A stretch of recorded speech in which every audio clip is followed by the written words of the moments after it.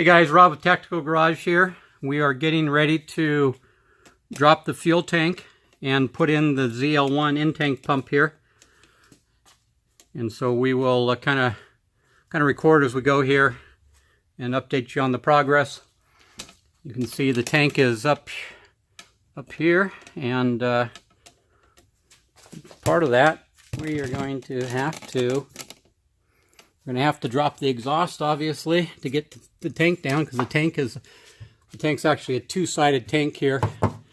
The left side is the primary side here, and then there's a pump that pumps it over from the other side, but the whole tank has to come down. In order for that to happen, the exhaust is going to have to come out, the drive line is going to have to come out, and then various other things are going to have to come out also. We have a brace here as we walk forward here along. Yeah, so the exhaust will have to come out. Exhaust, probably disconnect it right here between the primary and secondary cat there, and similarly back there. Anyways, never done this before, first time, so you can follow along as I figure out what the hell I'm doing here. I do have the GM repair manual, so that's going to be helpful. And it looks like this one brace right here, and this is on the passenger side, is going to have to come out as well for this tank to get out there. And then you have the straps, metal straps up here that are holding on the tank. So we will get started on this and kind of walk you through the progress as we go. Thanks, guys. Okay, guys, Rob here. We're getting the exhaust pulled off. Before we did this, we disconnected the negative battery cable and also depressurized the fuel system.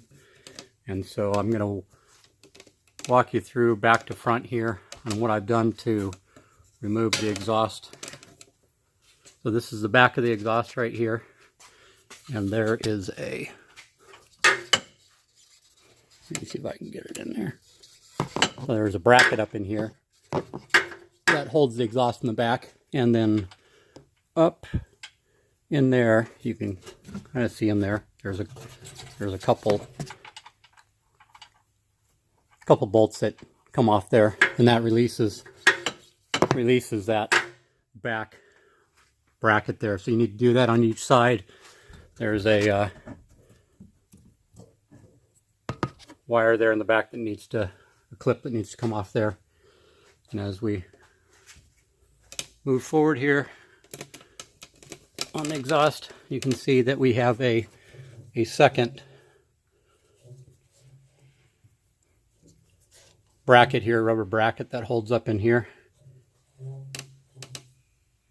and a second plug. Same on each side for this. Thing that I still need to do right now, there's this brace here. So there's a brace here that I still have on, but this needs to come off so I can drop the back of the exhaust. So I'm going to pull that off as the exhaust comes down. And then forward here, we have, this is the passenger side, where the exhaust connects to the cat there. So that needs to come undone. And that is a more of a standard 2-bolt type setup. Then on this other side here, you can see there's a clamp that needs to come off there. So at this point, we're going to pull the brace, start dropping down the back of the exhaust back there, and then finish pulling out this front piece here. And once we do, we can set it down to the ground. Okay, guys, as you can see, the exhaust is on the ground now. There's the exhaust, and then next up, we will be removing the drive shaft. And the drive shaft to come off, I'm going to have to remove this heat deflector up here. We'll have to remove the brace right here, and when we put the brace back on right there, we're going to actually be using the drive shaft loop and installing that at the same time. And then come back a little further. There's another another brace right there that's going to need to come off, and we're going to have to unbolt it at the back here. Oops. There we go. Now coming back towards the front, and we'll have to unbolt it from the front there. Not exactly sure. I think that's a transmission brace, so I'm hoping I don't have to take that off. But I'm not sure at this point, so we will see. So another update here coming up. Thanks. Hey guys, drive shaft's out now. You can see it on the ground here. So we'll head over to the car, show you what had to be done to get it out of there. So you can see there was three bolts in the front here that hooked it up to the transmission there. One thing that I figured out pretty quickly is that really the only way to get those out is if you have the vehicle in neutral, so you can spin this to get it around to get the bolts on the bottom there. So we did that. This right here, there's a brace here. The brace, this is going to be replaced with the drive shaft loop right there. And as you come back a little further, there was a second brace right here that needed to come out. And also there was that heat shield that I showed you at the beginning that wrapped up through here. And there were some bolts here that came out to get that out of there. Where are we at? There, and there, and there. And then towards the back, again, 3 bolts in the back here for the rear, where it hooked into the rear there in the vehicle. So next up, we are removing the fuel tank. So from a fuel tank perspective, I'm going to spin you around here. We have an electrical connection right up in here. This is on the driver's side in the back that needs to come off. And then there is, this is, now we're around to the passenger side. This is in the rear of the gas tank. You have your fill hose here. A couple evap lines right here that need to come off as well. So this will get disconnected right up in here, and the evap lines will come off there. And then if you go to the front of the gas tank towards the front of the vehicle, again, still on the passenger side, you can see we have the fuel line right here, which is the blue one that's got a little piece of tape on it that tells you it's fuel, and then some kind of evap line right here that needs to come off as well. And then this heat shield I think is going to need to come off as well. And then after we get that stuff off, then it'll be dropped in the tank. There's a bolt here, and then there's one. Okay, so you have 2 straps here as well, one on each side of the tank. You can see there's a bolt there, and there's a strap that runs onto the tank and runs up top there. So there's one on each side. So there's two straps total, and obviously those will need to come out. And there's the other bolt there. The other thing that I haven't quite determined yet is the instructions want you to remove this bracket right in here, but from what I read, some of these bolts are one-time use bolts, and so I'm hoping that I can squeeze it out of there without removing that, but I haven't determined that yet, so we will see. Anyways, I'll get some stuff done and show you the progress. Thanks. Okay, the gas tank is ready to come out here. I think I removed the straps that we talked about earlier. So the 2 bolts on each of the straps on the sides here, as well as disconnected the fuel fill tube and the evap lines here. And then further forward in the car on the and we're still on the coming through here on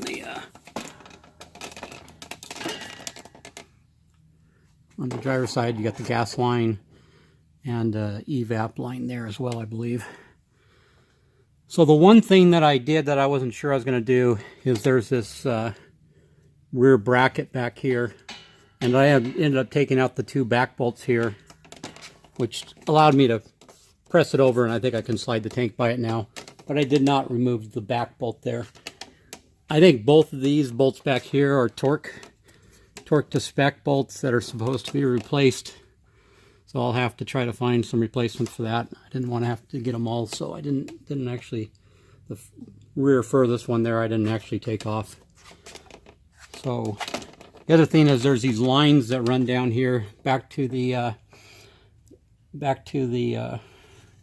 rear end of the car, and I've left them on at this point. I'm hoping that I can drop the tank around those as it comes out.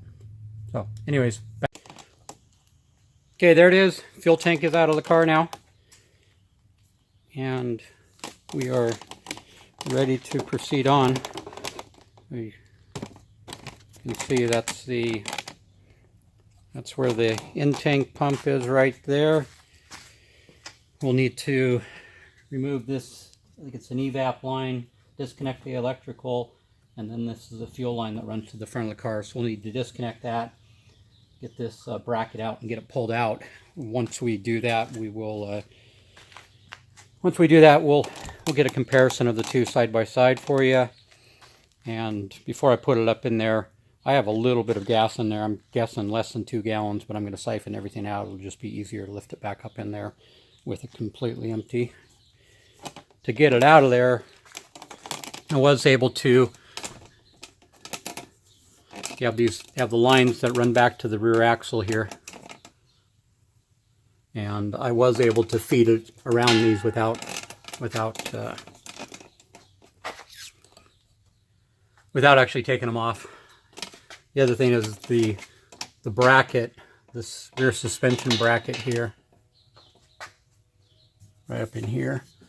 I removed the back 2 bolts like I said before, and I was able to push it back enough to get the gas tank out of there without removing the back bolt back here. But I'm probably going to have to replace those front 2 bolts, is what I'm thinking. At least that's what they tell you. It's amazing how many bolts they have you, parts they have you throw away in this GM manual for the Camaro. Anyways, I'm gonna get the low pressure pump pulled out of the tank here, and then we'll show you side by side, and also I'm going to siphon out the tank as well. Thanks. We have the 2 in-tank fuel pumps down below there.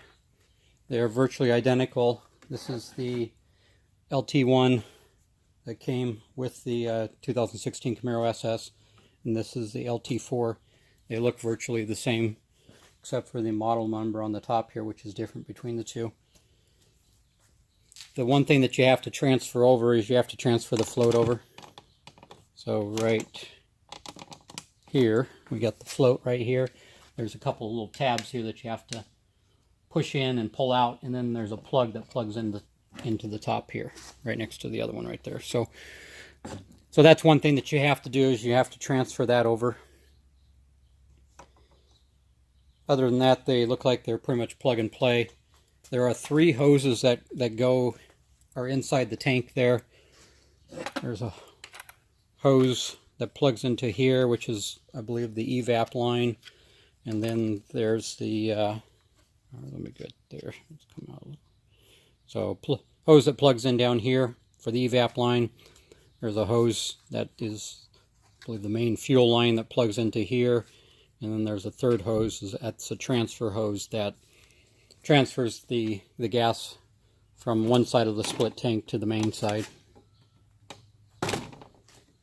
You can see when we look down in there, you can see one of the hoses there right now. And there's 2 more of them over to on the top center there that are dark there. And those are the other 2. So we will get the new one installed up here and be on our way to getting the tank installed. Okay, we're all connected back up. Reagan, come here. You want to say hi? Say hi to the shop dog, Reagan, over there. Alright, sorry for the distraction. Anyways,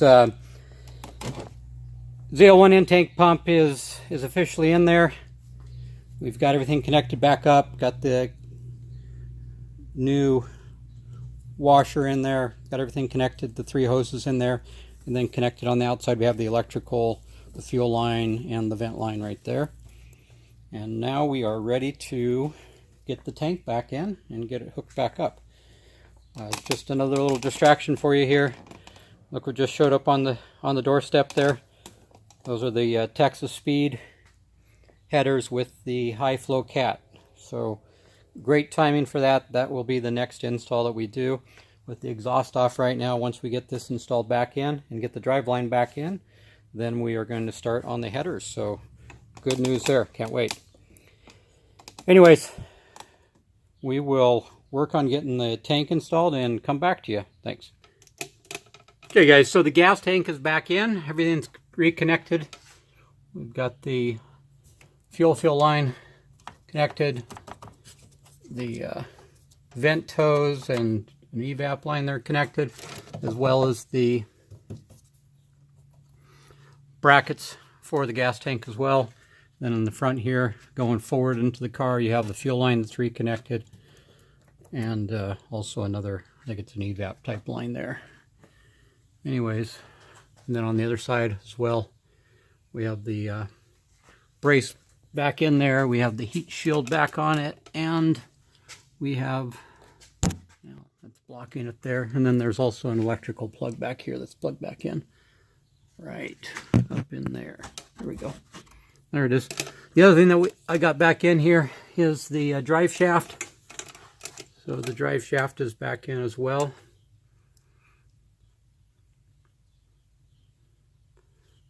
Following this forward here, have the brace there, and then the front drive shaft. The other thing is the BMR drive shaft loop, which is right here. Replaced the factory one, or really there wasn't a true loop there. It just had a brace that went across here, so it's a true loop now. One thing I'd say is it's a little unusual. They use a hex type bolt. They sent two bolts with it. One was a pretty sturdy bolt, and then this one, which is the one that actually fit the hole. The instructions were for the other bolt. I think they wanted you to torque them to 35 pounds, but I think I'd bust these bolts if I tried to torque them to 35. The factory ones are similar size to these, and they only torque to 16. So there you go. All right, a few last things here. We'll wrap it up, show you the final product, and tell you what's next.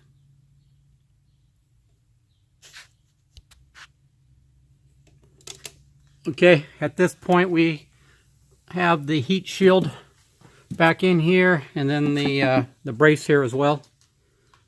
So the brace is back in, and that is really it for the drive shaft. The next thing that would normally happen is the exhaust would go back in, but I'm getting ready to install headers. So the next video after this one will be installing the Texas Speed headers with the high flow caps. So at this point I am not going to be installing the exhaust. So if you want to see the exhaust going back in, check out the next video, the headers video, and you'll see it at that point. As always, thanks for the support. Like, subscribe, thumbs up, all that kind of good stuff. Appreciate it. Take care.